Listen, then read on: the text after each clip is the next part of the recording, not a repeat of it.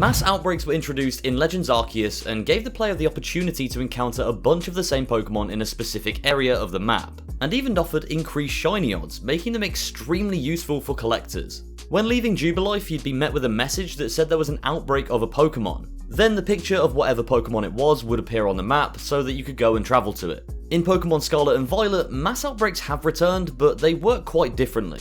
Seeing as the whole world is open for you to explore, there isn't really an opportunity to be told when one is occurring.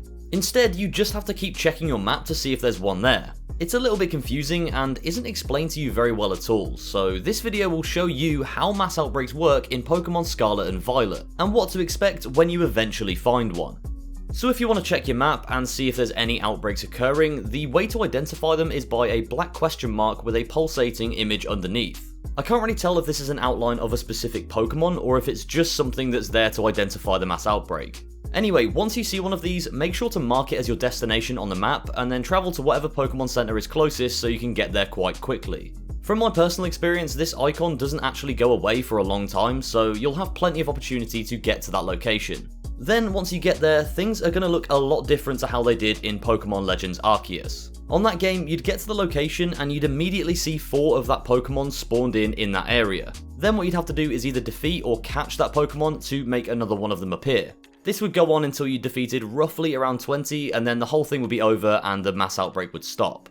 In Scarlet and Violet it is a little bit different, as there's no guarantee of a set amount of Pokemon when you get there. It's just that this area of the map has more of that Pokemon in than it usually would. They're also not so concentrated into a specific space, they're kind of roaming around the area in general. Unfortunately, immediately the shiny odds that you receive when you find a mass outbreak don't actually go down whatsoever. So as soon as you turn up, every single Pokemon you see there has a 1 in 4096 chance of being shiny still. But if you start defeating them and catching them, you can eventually reduce those odds down to around 1 in 1300. To get to this point though, you need to defeat or catch around 20 to 30 of them, and then a message will pop up in the top right hand corner saying that the outbreak is getting smaller. So as soon as you get that message, you now know that your shiny odds are significantly better. It's still not great of course, but it's nearly 4 times more likely, so it's well worth sticking around and defeating or catching 20 to 30 Pokemon.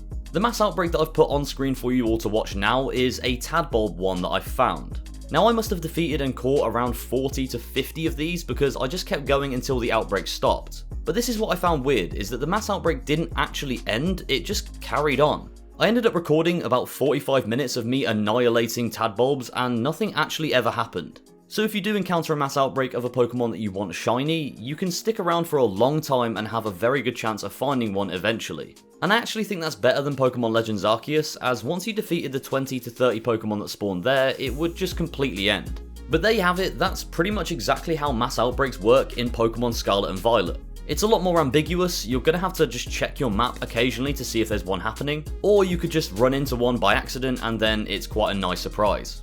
If this video helped you out in Pokemon Scarlet and Violet, then make sure to watch the other video on screen now for more of the same.